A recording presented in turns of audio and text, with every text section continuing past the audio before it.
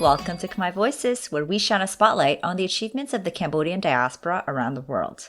I'm your host, Wedney, aka Vanny. Oh, can you believe it's already June? We are halfway through the year and the weather's getting warmer. I hope you're taking the time to be present, to enjoy the present moment. I'm trying really hard these days to do just that, to not always be on my phone, especially with my kids around. But if you're on your phone listening to the podcast, I wouldn't count that as screen time. If you're like me, you're probably doing something else while listening to this podcast. And that's one of the reasons why I enjoy listening to a podcast over watching. I can multitask. And that's why I've yet to release a video episode. One of the reasons. Anyways, enough about that. Another thing I'd consider not really being on your phone is if you're using it to learn something. You know, like learning the Khmer language. This leads me to my guest today, Chankrisna, Chea, who built the app ReanKhmer. Chankrisna, or Krisna, is the founder and CEO of Chea Labs, where he built ReanKhmer, the first AI-powered Khmer learning platform helping the Cambodian diaspora reconnect with their heritage.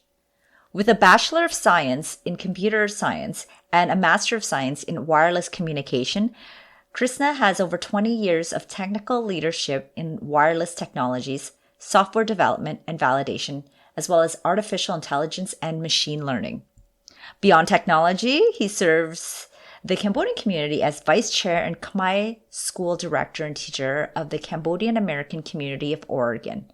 He was also a mentor helping young entrepreneurs build and grow startups in Cambodia.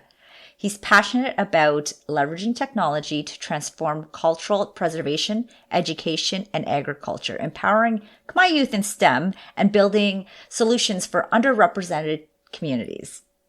In our conversation, Krisna shared what it was like growing up in Phnom Penh in the 90s, his journey to America, and how he started working in tech. So if you want to peek at what life was like for someone whose coming of age years were in Cambodia, during a time the country started rebuilding, keep on listening. I hope you enjoy this episode with Chankrisna. I'm so excited to have you on the show to talk about all that you're doing and your new app and your volunteer work. Well, along with your professional career. Yeah, and everything. Yeah. And I want to let listeners know that I actually downloaded the wrong app. So I was like, why is this app so complicated? I don't get it. But I am going to link to the right app. And just by looking at it for the first 30 seconds, I can already tell that it is very beginner friendly. But we'll learn more about that later. Let's talk about your origin story. Where were you born? Where did you grow up? What was it like growing up? Sure. ជំរាបសួរអ្នកទាំងអស់គ្នា Hello, my name is Chankrisna Chea. បើជាខ្មែរ in Khmer, Chea Chankrisna. I was born in Phnom Penh, Cambodia.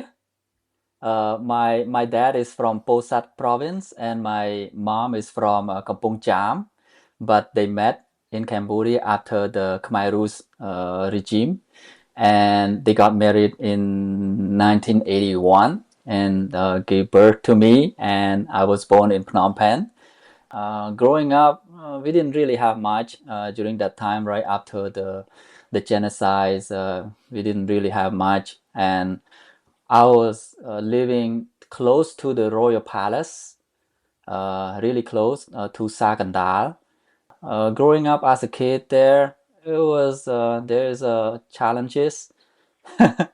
Yeah, it was yeah. Go ahead. Did you talk to your parents about their time during the Khmer All the Khmer time. regime? Okay. That's their legacy, right? Every family's first generation after the war, after the genocide. That's the story that they keep telling almost every day, right? Oh. That's it's what they gone through and everything. So, But I'm curious, that's was it more than that though? Like, did they tell you about their childhood prior to that too? Like, do you know a lot Mm-hmm. about them before that happened? For my mom, not much because she was born. She was about 12, 10 or 12, when she was in Khmer Rouge regimes, right? So she didn't remember much of her childhood, but Mm. she had a good childhood because my grandma was a professor, went through the education, French education, and she was a professor teaching other professor also. So she's an educator, and as you know, back then, educator, teacher, they got paid a lot. They got paid a lot. And my grandpa also, he was chief of department in Kampong Speu for the agriculture, Ministry of Agriculture at the time. So at the time he was there. He was stationed in Kampong Speu province, and his job was to educate the farmers over there, Mm. right? He would go from village to village, gather the farmers, and then teach them how to grow the crops, how to use the fertilizer and all that. And yeah, and for my mom, she had a really good childhood. But for my dad, from my dad's side, he was in Posat, went to school all the way to high school, lycée Battambang. He had to travel to Battambang and study high school there. And for him, yeah, he lost mother after birth, so he had only father until in Lon Nol's regime. His father had an accident and passed away. Wow. How Yeah, old was yeah. he when your He grandfather was he passed was away? he was about 20. He was Oh, about 18 or 20. Yeah, 18. When he was studying high school. oh my Yeah, goodness. 17 or 18. Yeah. Wow, he experienced loss at early ages. Yeah. Yeah. Yeah, he went to Khmer Rouge regime around the time that he graduated from high school. That's Mm. it. Yeah. Yeah. What was it like growing up in Cambodia, in Phnom Penh? Oh yeah, chaotic. As a kid, around the block, and we didn't really have much. And What did your parents do? uh, oh, my parent worked for Ministry of Agriculture. The whole family. My grandpa was, later on he got promoted to be like the head of the finance department for Ministry of Agriculture. But before that, he was into crops, like Mm. Hmm. teaching farmer how to grow crops, different crops, rice and all that, right? And then for my mom, she works in the field of forestry. Yeah, forestry. And then my dad is in fishery. Okay. So in agriculture, there is agriculture like crops, Hmm. fishery, and forestry. These Okay. three branches. And Okay. another one is maybe vet. Okay. So despite like working in those like official government positions, you still had a, a hard childhood financially? Financially, yeah, it's we were kind of okay in the Hmm. middle class, Okay. not financially hardship, but back then, everybody was like, yeah, Okay. because we didn't really have much, right? We were under the Vietnamese occupations, Mm. and we didn't really have any foreign investment, didn't really have any foreign aids and all that, and there's a constant war between the Vietnamese troops and the Khmer Rouge, and Hmm. also the Liberation United Front with the at the time Funsenbeck and all that, right? Mm. Around the border. But there are folks working for the governments and also living in Cambodia, and they're struggling too. We Hmm. didn't really have much, especially the electricity. Growing up, we lack of the electricity. Sometime once a week we would have electricity, and the rest of the week we didn't have electricity, and we had to live with that. And yeah, just light the candle. Oh, Yeah, wow. Wow. yeah. Where did you learn to speak English? Oh, that's later on around high school, and yeah, around high school I started going to school to speak English, to learn English, and really a little late around high school and then university Yeah. time. Do you Yeah, speak French yeah. as well? Was that something that you had to learn? French, yes, yes, yes. French as well. Only because I was forced to do it. Um, You mean forced by your I parents or forced because it was no part of the by education school, system? Okay. part of the education system, but during high school, it was not mandated for the second language.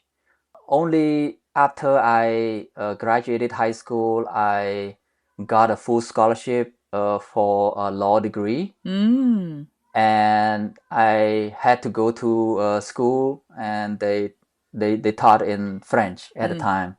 They had French. They translated the law from French laws to Cambodia, right? So our Cambodian law is in French at the time. So we had to learn French and all that. So yeah, and yeah, there is a French school called Alliance Français. Hmm. Yeah, we had to learn French as well at the time. I learned French for 4 years, so I Okay. could understand, but Uh-huh. I yeah barely speak French. Yeah, I mean, if you don't use it, you lose it. You lose it, Yeah. yeah, yeah, because at the time, yeah, I had to do that. I got a scholarship. Yeah, it was yeah, after the high school education, you had to take exam. Basically you apply for the scholarship for different schools, Mm.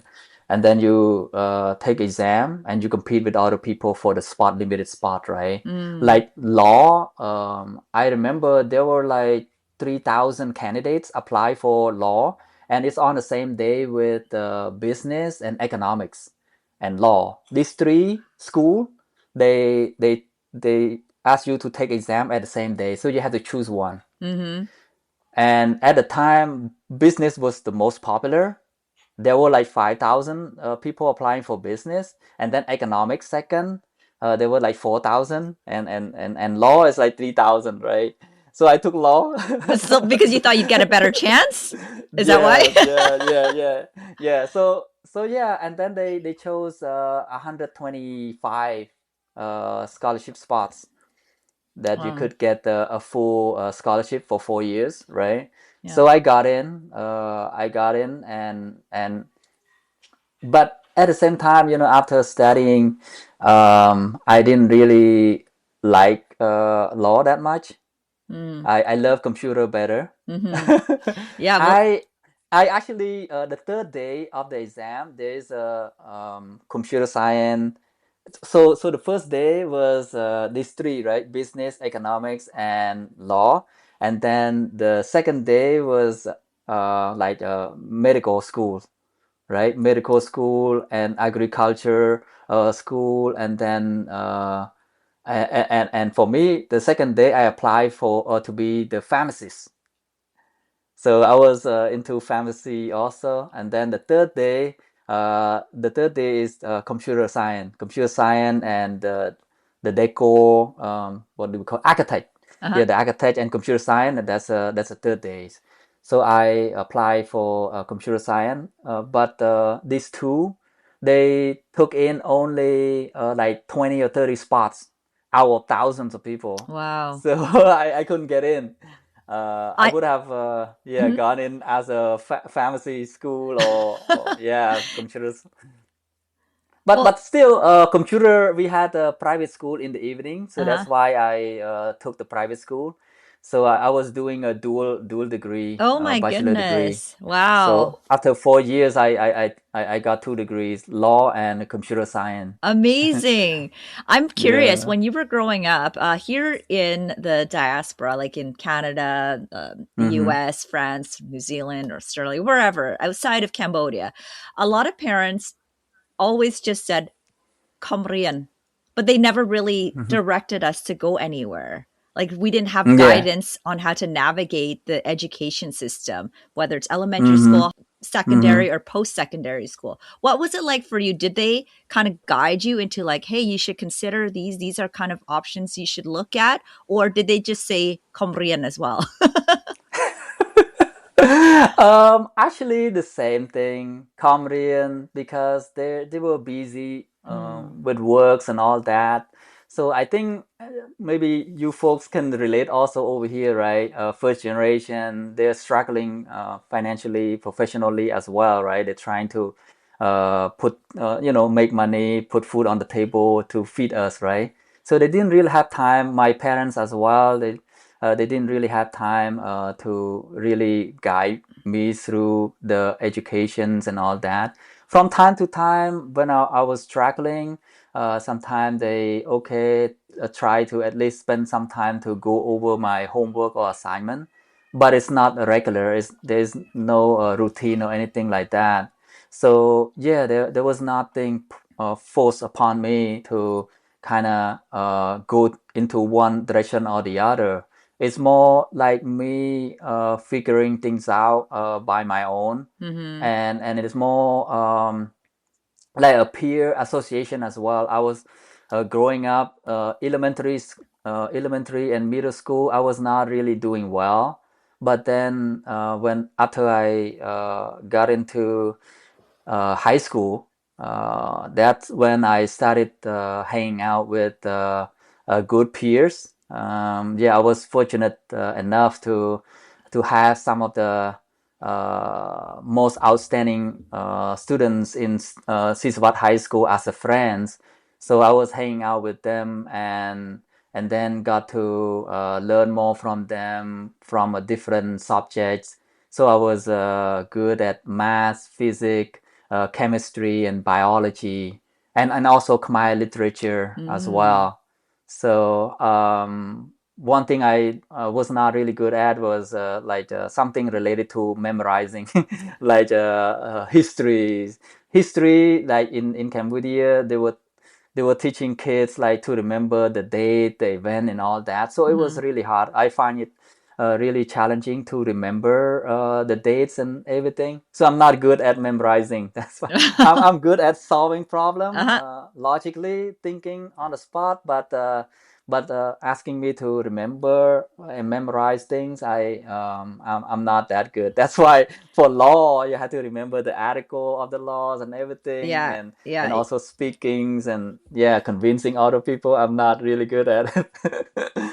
So you graduated with 2 degrees, a Yeah. bachelor in computer science and law.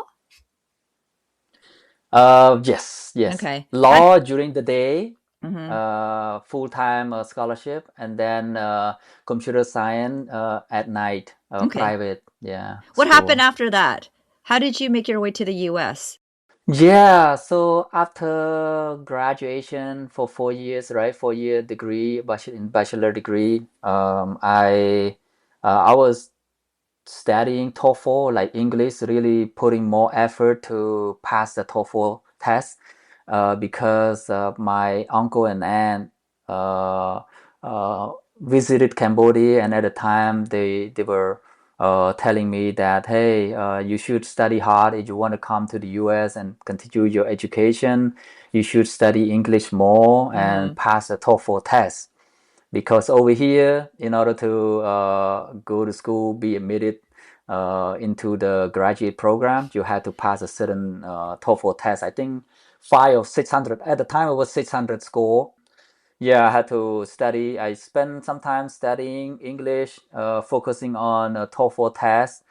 Right, that's on the side, and then the other part, like a full time, I was looking for a job. I got 2 jobs. One job as the air traffic controller, working for CAT company. At the time, the company was like in front of a Bojintong airport. They were controlling traffic, right? So as a traffic controller, that's one. And then the other one, How stressful I was got that? Was it stressful? No, No? I didn't Okay. do it. I didn't do it. Okay. I turned it down. I went all the way to interview the final. They offered me a job, but I decided to go with the other one. The second one was a full-time job as the a government official as an IT for the Ministry of Agriculture. So yeah, we had to take exam also compete with other candidates to become a full-time employee for the government. Mm. So I got in also as an IT, managing the IT system for Ministry of Agriculture, right? Connect the computer, do the networking. People have issue, go solve problem, fix the computer and all that at the time. So I was into more computer, so that's why. And also my dad advised me that yeah, full-time government official is better for later on. I could probably get a scholarship to learn, abroad, right? Study Mm-hmm. abroad, right? For free, right? Because it's funded by the government. So the opportunity is there. So I was working there for like 7, 8 months. But then later I passed the TOEFL exam. And then also at the time I was also applying for the Fulbright scholarship. Yeah, Fulbright scholarship. I don't know, but the folks in the US would know. Fulbright scholarship is a graduate program scholarship offered by the US government. Through the U.S. Embassy in Cambodia, Mm-hmm. and I was applying. I passed the paper, the essay, and everything, and there were like a couple rounds of the interview. But during the final interview, I didn't make it. The other guy made it. He was able to articulate his essay, his application better. I had an idea and everything, but my English was not that good at the time Mm. in terms of speakings and everything. So I was struggling to articulate my idea because I at the time I wanted to in Cambodia there was no e-government and everything, right? From the ministry to ministry, there is no computer network and all that. So I was my project was to connect the ministry all together as an e-government to offer the e-services, government services to general public. Mm. Yeah, and yeah, they liked the idea, but I was not able to articulate better at the time, Mm-hmm. so I didn't make it. But Ah. still, I wanted to come to the U.S. and my aunt and uncle who lived in San Diego, California. They try hard to find a school, apply apply for the school and everything, and they offered me to stay with them for free, Mm-hmm. right? Free lodging and food and everything. So so I had to just pay for my own tuition, right? Mm-hmm. So my mom, used her saving, my parents' saving to fund my education the first year. Yeah, the first year, and then actually when I got here for during the first year, I started working also part time on campus and then off campus for my professor Uh-huh. to get paid and then fund my own education. Was this in the early Yeah. 2000s?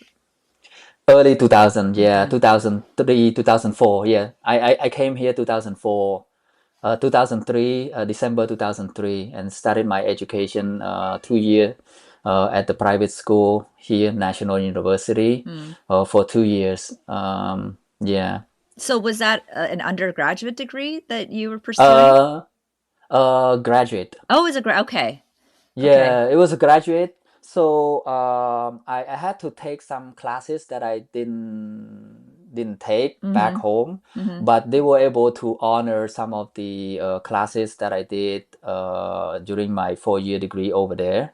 Um, yeah, it's private school and the requirement and everything was not really strict like public school, right? Okay. So I was able to uh, attend the graduate, admitted to the graduate program, took some classes that I didn't take in Cambodia, and I switched a degree a little bit. I was offered to choose between software engineering or Mm-hmm. wireless communication. So wireless communication was more interesting to me. And at the time, I was thinking, oh, software engineering maybe too many competition there, right? The job market and everything. It's a lot of other people, especially like Indian engineers. There's so many of them, Mm-hmm. right? So I was like, okay, let me do wireless communication instead. But it turns out all kind of engineering, a lot of Indian Indian They're people, just yeah, they're very good. uh-huh. They all over the places, right? And it turns out later on in my career, I switched back to software engineering also. So yeah, So yeah. you've So yeah, 2 years. Yeah. so you've been in the US since Mm-hmm. 2003. Mm-hmm. Okay. Where are you Yeah. located Yeah. now? I thought Yeah. it was Oregon. Yes, Oregon. I started my career back in California, right? San Diego, graduated from my graduate program and Mm-hmm. then started working on a Motorola project around 2006. Mm-hmm. And then 2007, Samsung found me and wanted me to work on one of their projects in Virginia. Yeah, Motorola, I was doing Wi-Fi and CDMA phone testing. I don't know if you remember the flip phone, Yeah. the Razor phone, the Yeah. flip phone. Yeah, Mm-hmm. I was testing that phone Mm. for a year, and then Samsung for Samsung, we were working on the WiMAX technology. You probably didn't probably don't hear about it, but it was a brief technology extending the distance for Wi-Fi. Mm. So there's a Bluetooth, Wi-Fi, and then WiMAX. But it didn't pan out. The project, the technology, it didn't pan out. It was promoted by Intel Mm-hmm. and Samsung and other company, but the carrier like AT&T or T-Mobile over here, right? They already stuck in different equipments from their side. They already put a lot of investments there Mm-hmm. in GSM, UMTS, 3G, LTE. So they would want to do 3G and LTE instead, right? So I was there in Virginia supporting Clearwire and Sprint. I don't know if you know Sprint operator. Yeah, I mean, Yeah, in the I'm in U.S. Sprint. Canada. Yeah, I've Yeah. seen the commercials Hmm. because we watch a lot of U.S. television Yeah. as well. But Yeah, so you're working for Sprint. Verizon, Mm-hmm. AT&T, Sprint, and T-Mobile. Mm-hmm. But Sprint now we don't really hear that much. Mm-hmm. Yeah, so yeah, I was working there for another year, and then I joined Intel project. Yeah, Mm-hmm. Intel project for 2 years before they decided to hire me full time in Mm-hmm. 2010. Mm-hmm. And then after that, after 2 years there in Virginia, 2012, that's when they closed down that project, the YMAC project, and then Uh-huh. they relocated me to Oregon here. Okay, so that's where you are now. Hmm. Yes, yes, When yeah. you were when you just started your career, or even when you were studying, you didn't have Hmm. any mentors. Like you didn't have people to kind of bounce ideas off of. Because you mentioned in your advice to younger self that you would seek out mentors earlier because you figured you could Yeah, do that things yourself. because I didn't have that. I didn't do that. Hmm. That's why I would advise my younger self to do that. Yeah. But would you have had the Because opportunity to find those people though? not so much, not Yeah. so much, not so much, and also I was not into that. Mm. Yeah, I am a introvert in nature, and I don't like the networking that much. Going out, talking to people. Hmm. Only I talk to only when I'm talked to first, right? I wouldn't initiate first and try to make a connection and all that, right? So I'm not really good at that, and I think this is something that I would have done better if going back in time, during my early day, I spend most of my time building myself up, right? Learning the skills and solving problem, delivering the result on my own, right? Technically, right? Really focus on the technical depth too much that I forgot that you should also learn from other people, seek mentorship, right? And you would learn a lot from other people, especially if they gone through it already, right? So they would When give did you you some realize this? advice. When I started to become like a technical lead, in a senior level, right, and the technical lead and as a manager, I realized that um, hey, I was working with a lot of engineers, and they have that same natures. Engineers, they don't want Introverts. to be bothered. Yeah. Yeah, they introvert. They want to work with the computer, heads down, solving the problems, right? So I work with them on the daily basis. I keep reminding them, hey, I'm here if you need help, right? And I always, as a manager, I make sure to set the one-on-one time for them at least once a week to kind of talk with them about the career developments and all that, right? Because if you don't talk to them, they wouldn't want to talk about it.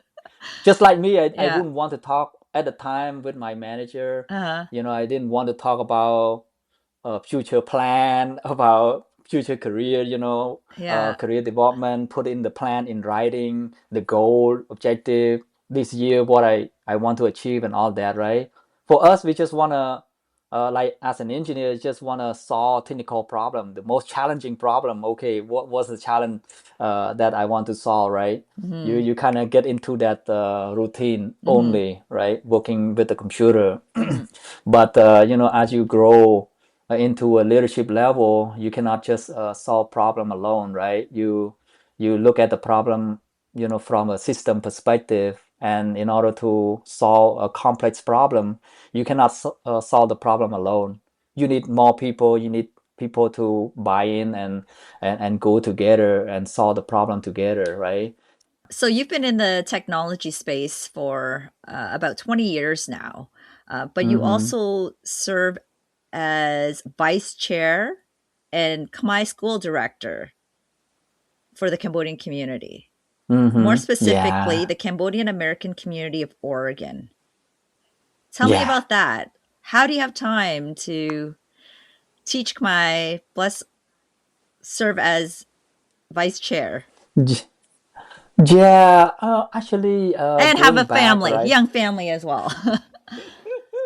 Yeah, so it's really just a passion, and Hmm. because when I was working at Intel, I really, like I just said, right, early in my career, I focused more on building myself, Hmm. right? And then getting to the point, technical lead, leading the team around that lab, establishment of that lab, and then get the lab up and running. That's when, actually back in 2014 or 15, my grandpa passed away. 14, mid 14, yeah, May 14, 2014. He passed away, and then I had to go back to Cambodia, attend his funeral. And Hmm. then, interesting enough, after I came back, 2 months later, Intel offered the opportunity. It's more like a voluntary project that people can go to a different country. Usually it's in Africa, to help African country, Hmm. Kenya and all that, right? Build the library, do this, do that, showcasing the Intel technology, right? But this time, this year, 2014, they offered Cambodia project. Yeah, the project in Cambodia, sponsored by Intel, Korean government, to help Cambodian government, Ministry of Agriculture, and local farmers. Yeah, so I apply. Yeah, there Hmm. were like 1,000 engineers applying for this project, right? And only five were selected. And you were one of the five. So Yeah, I was one of the five, and then I went there. I think the advantage I had was native speaker, Yeah, you local speak Khmer. language that I could Yeah. speak my. That's my selling point during the interview also. Like, hey, I can help you because no matter how good you are with the technology and everything, if You folks can't over there communicate cannot it. understand you, Yeah. you cannot communicate, Yeah. right? So I can help translating the material, training material, and all that, and communicate with local farmers, right? So I got in and then I went there for 3 weeks, sponsored by Intel, right? The whole trip, everything. And 3 weeks I went to Takao and Svay Rieng, and then the other one I forgot, Prey Veng. I think Prey Veng, three provinces, working with the government officials there, and also there's a local NGO supporting the farmer. They gather the farmer and then they would have the farmer and the government officers to attend the training, like a workshop. And then we have the e-agro apps on the tablet. We Mm. distribute the tablet and Mm. then we teach them how to use the apps. So the app is really how uh, to read the soil result and then recommend the crops and then the fertilizer and pesticides, Mm-hmm. right? So the farmer would know and just follow that. So we developed that app and we train the trainer, Mm-hmm. right? We train the trainer so that they can in turn train their local farmers. I have a question about the people Mhm. that develop the app. Do they work in consultation with people who are well versed in the region as well? Like They how does the they development work work?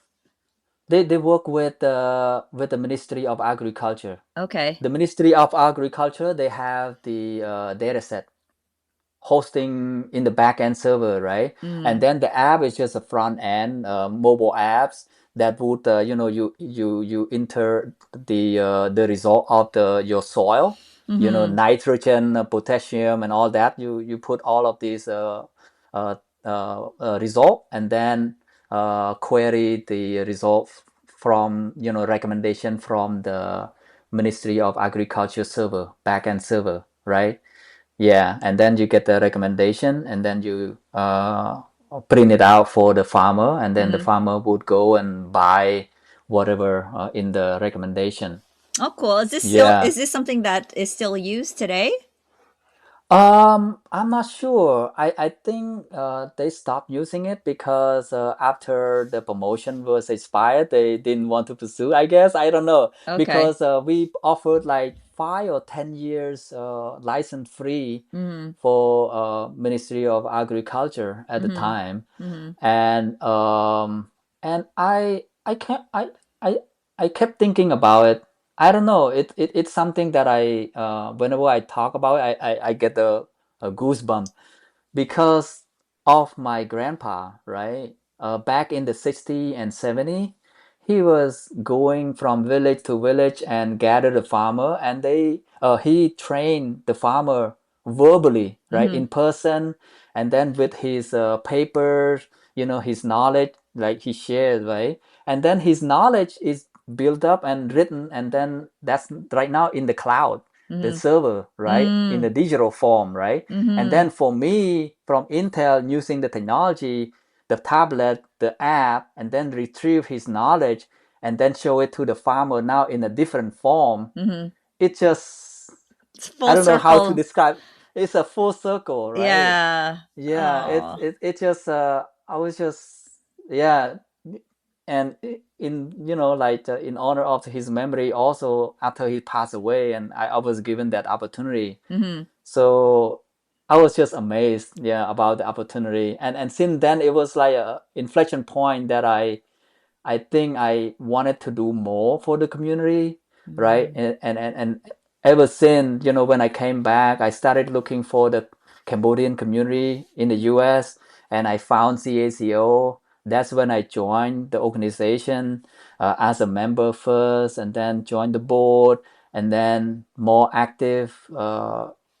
in education, like Khmer school, try to teach Khmer to local community here, right? The kids going Khmer over here. So I started teaching during the weekend, like Saturday, and all the way up to COVID time that we couldn't do it in person, and we had to do it remotely. So since then, we've been doing remotely through Zoom. We found out that not just local, but also like different folks from different parts of the world would join also, like Kon Khmer from New York or from Wow. Calgary, Uh-huh. from Paris. They What's would the call in cost? and they would join. What's the It cost was of? free. Oh, It's been free. wow. It's been free. Yeah, it's been free. This time CACO it's free also, and we offer free access to ReanKhmer for the duration of study. Amazing. Yeah, Yeah, so ReanKhmer let's talk platform, you about have that ReanKhmer. too. How did that come about? It's your app. How did that come? Yeah, I after I started teaching Khmer for CACO community up Mm-hmm. until COVID time, I found it very challenging. We used to like teaching in person, right? And then COVID hit and we had to move to Zoom. And it's really It's hard hard to to show teach it. like Yeah. this, right? To show, right? So I had to change the method and started creating content like a presentation, PowerPoint slides, and then move from writing and all that into conversation. So the my content is more like, okay, we learn tàu. Today the verb tàu is go, and then you use your subject and then the object, subject ខ្ញុំ អ្នក គាត់ right? And then ទៅណា like ទៅផ្សារទៅផ្ទះទៅសាលា right? And then you create a sentence Uh-huh. and then have a student on Zoom breakout session practice together, and then you help facilitate, right? And you keep creating the content, different content, kind of think about the most commonly used verbs and all that, right? Phrases. And then I keep thinking, hey, at the same time, we always try to find tools and materials out there to recommend to students so that they can, offline they can learn on their own also, right? Mm-hmm. But I couldn't find a really good material. It's like really scattered all over the places, right? Some of them in YouTube channel, others in websites and all that. So I always thought that I wanted to create a platform that is accessible, that is everything in there, structured lessons, and have everything that make it easy for learners to come on board and start studying, right? Mm-hmm. Self-paced and all that. So up until, yeah, I've been thinking about it, have some idea written down, started the project small here and there, wanted to do, but didn't really have time to do it. It's really hard to really find time when you're working full time, especially in the big tech company. They really squeeze you, put a lot of works, and yeah, you could Hey, that's barely find capitalism. time. Yeah. Yeah, because especially as you get up, grow, and then be in the leadership position, working with more people, with more organization, a Mm-hmm. lot of coordination, a lot of meetings. I even have meeting since morning all the way to night time, 10 p.m. sometime, because we have people across different geos, right? In Israel, in India, especially India, its time zone is really difficult to work with them Mm-hmm. because during the daytime here now, It's night. starting time, it's nighttime over there. Mm-hmm. And Mm-hmm. if we want to work around their time, we have to set up a meeting at 9 p.m. or 10 p.m. over here, right? Yeah. So yeah, it was hard to find the time to work on it full time. So last year there was an opportunity to like volunteer to quit and then get the sovereign package from Intel. The package, after working with them for 15 years, it's fairly good. Yeah. That could sustain me, I don't So know, 6 months to a year. were they just restructuring the company and they were looking Yeah, for restructuring the volunteers? Okay. company, cutting jobs, right? Some of the jobs they move from higher cost geo to a lower cost geo, like Right. in India, right? One engineer here, four engineers over there. Right. Okay. Okay. Yeah, so some of the not so important job got moved to India as well, and some businesses not doing well.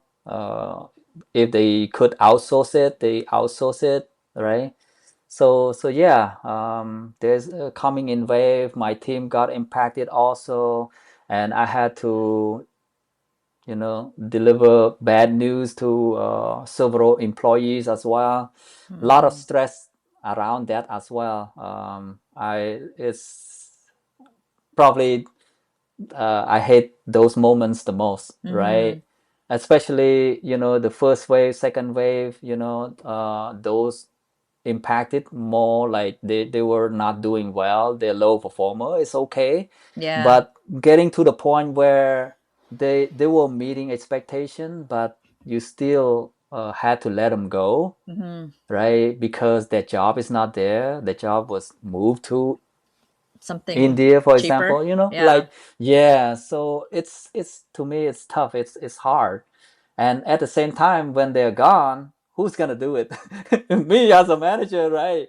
Taking all of this work as well. I had to roll up my sleeve, doing the work of two, three people, and then it just to the point that I didn't really have much time for the family. And at the same time, I really wanted to do something about this platform as well. So yeah, when the opportunity came, I decided to, hey, take this package. take the package, call it whatever, retire early or something. So I left Intel, and then around the end of July, so starting August, I started working on this app, on this platform. And I started first I started talking to different people too, trying to see how it could get funded, right? With the nonprofit organization, our community, Cambodian communities. But yeah, it's the way nonprofit operate is seem to be different, right? From where I'm coming from, and to me it's not fast enough. I wanted to go fast, so I decided to, hey, let's go alone first to go fast, get everything done and have something first. Right, so I decided to go alone first, and then got the platform developed around 80-90% done. And that's when I started to look for the domain expert, especially teacher, like a real Khmer teacher, native Khmer teacher in Cambodia.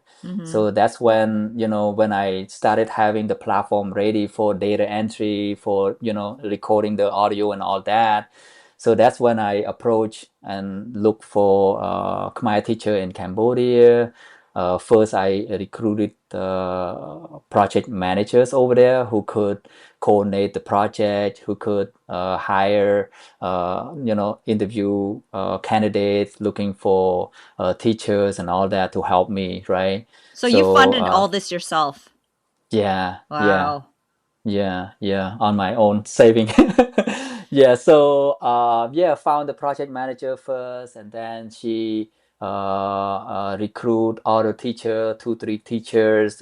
We interviewed like a dozen teachers. Most of them are very, very good. But the problem that we had was when they're very good, they're also very busy.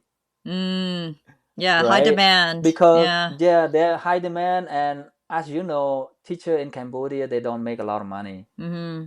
So what they do, they had to have multiple jobs. Some of them they had 3 jobs. Wow. They teach in one school in their province, like in Kampong Cham, and then another three for 4 days of the week, and then other 3 days of the week they come to Phnom Penh and teach another private school, and then they have another private tutoring, like a tutor teaching Khmer to foreigners, right? To expats, to Chinese or Korean, right? So like three jobs. So they look at my scope of work.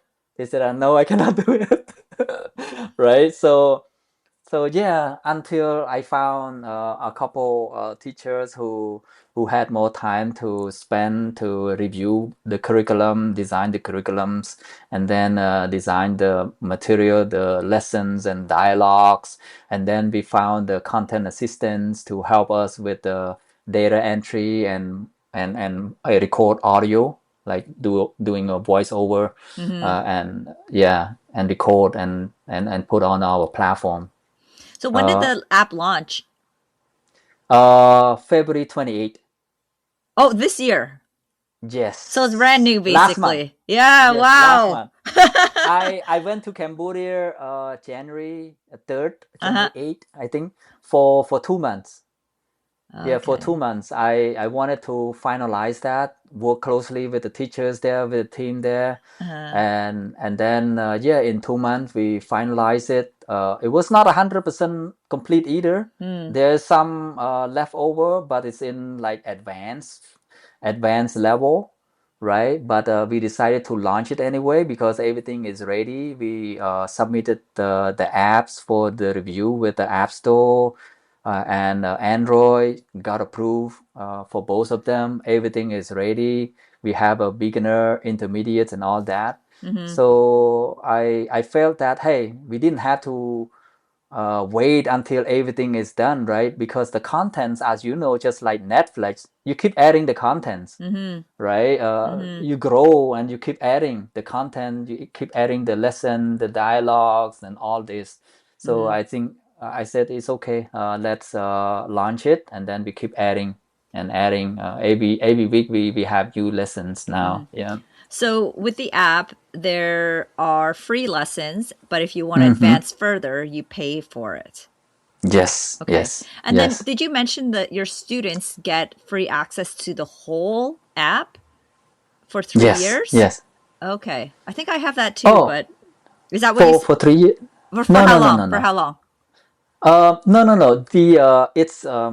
It works like this. So there's 3 tiers. The Okay. first one is free. Free Uh-huh. tier, you get into the app, free access. You can access to the app. Uh-huh. You get access to the beginner, the first around 20 lessons, 20 lesson freeze, right? And then for AI features, all the AI features, you have access to it. It's just rate limited. Okay. Yeah, yeah. But you have access to all the AI features. Yeah. Let's see. And then if you want access to everything, all the contents, the lessons and dialogues, that's when you upgrade to Pro.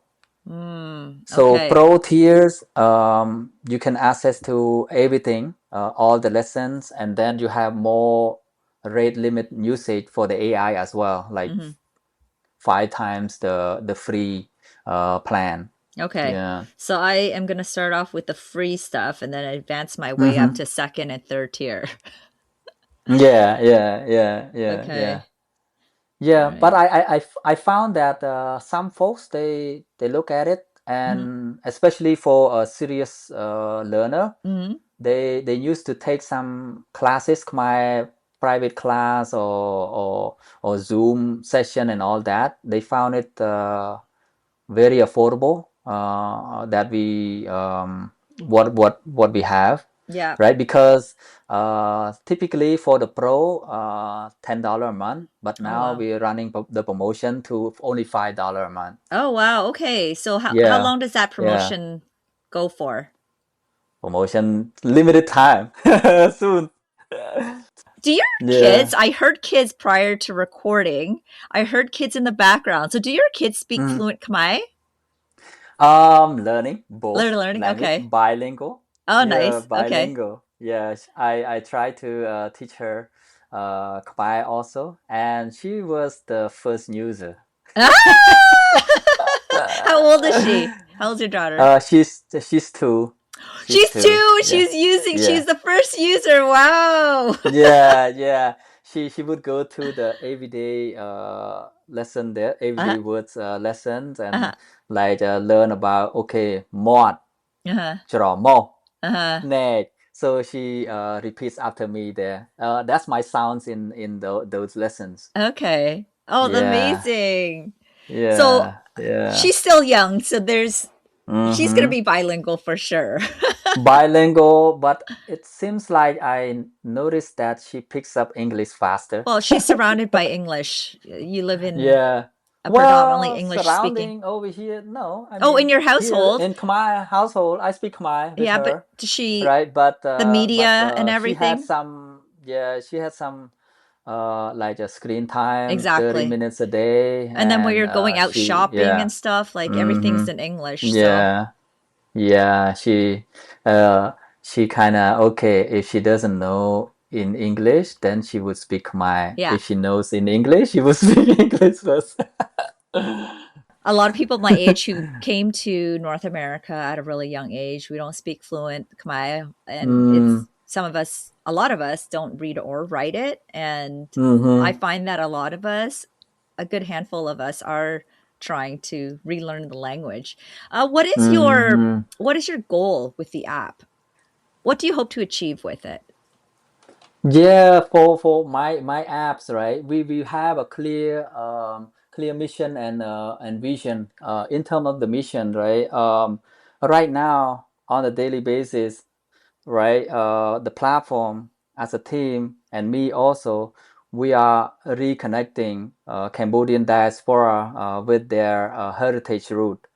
Yeah, that's our mission. Mm-hmm. Yeah, that's what we're trying to do. That's why we are trying to reach out to different community members. Right now, since I live in the US, I wanted to make sure the rest of the Cambodian community, not just CACO, but also different part of North America, they know about the platform so Mm-hmm. that they can start getting on the platform, Mm-hmm. learn the language, and this is not just a language app, right?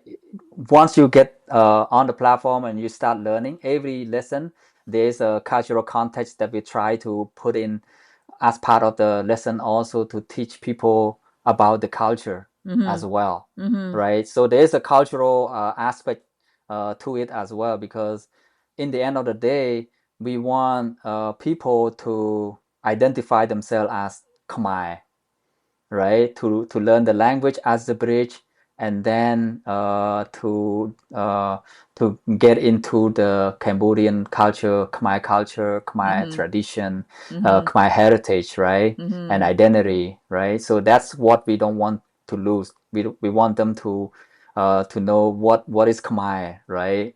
Because I think uh, because that's my observation. You know, when I started teaching Khmer in CACO, right? The first generation coming as a refugee in the 80s.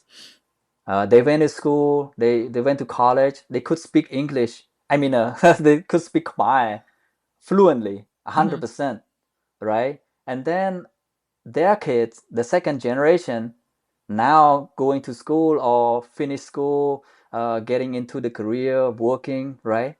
They could understand but could speak Khmer a little bit here and there, right? Like Mm-hmm. 20-30% fluency, right? And then the third generation, their grandkid, right, running around at the temple in 10 years old, right, or 15 years old, they kind of maybe 1 or 2% Khmer fluency, right? So they Mm-hmm. kind of getting really close to a complete disconnection from our culture, Yeah. right? From our language, right? Mm-hmm. Mm-hmm. So the fourth generation, I'm afraid we are like one generation away from losing our identity completely. Mm-hmm. right? The language, the culture, Mm-hmm. right? So that's my concern. I feel that that's a crisis. You know what? I completely appreciate Yeah. that. I was speaking Yeah. with someone in her early 20s at the Khmer Mm-hmm. Diaspora Conference in Lowell.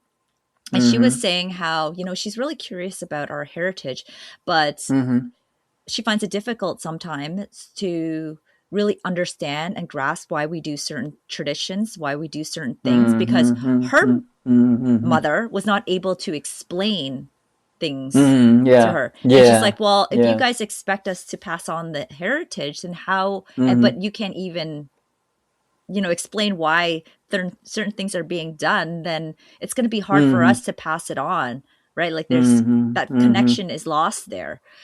She's Yeah. trying her hardest, and she said that her stepfather has done a really good job in explaining things to her, and that's helped Mm-hmm. her stay invested in wanting to learn more about our Khmer heritage and culture. Mm-hmm. So I really appreciate you Mm-hmm. explaining that. I really appreciate the Mm-hmm. storytelling element to Mm-hmm. the app, because it does really, Yeah. really help with the connection Mm-hmm. in our roots.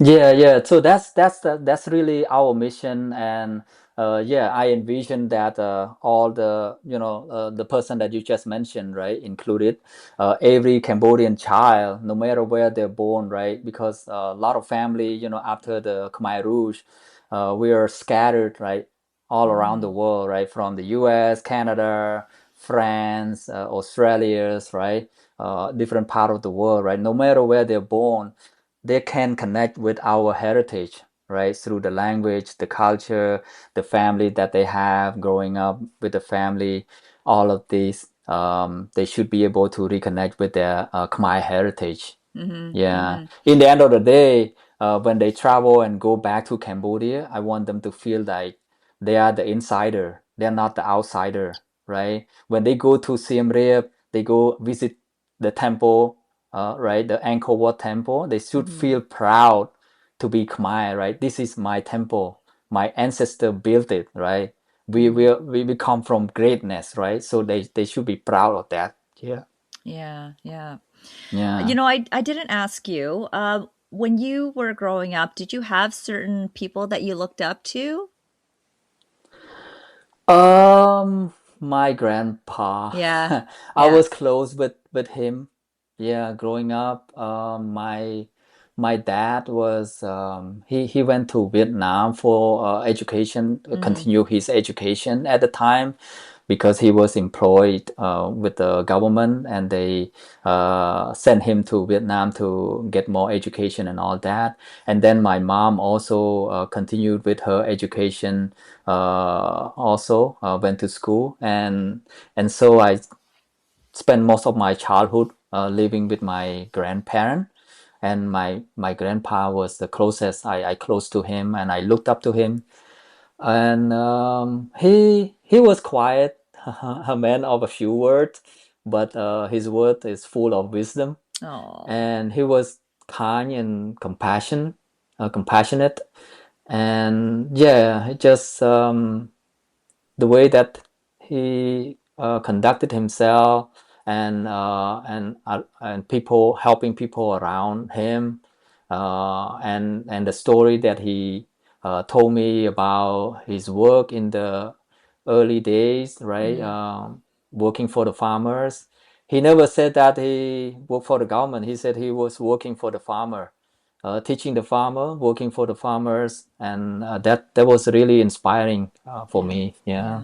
Well, you're continuing his legacy with yeah, helping yeah, people in the diaspora this time. yeah, yeah.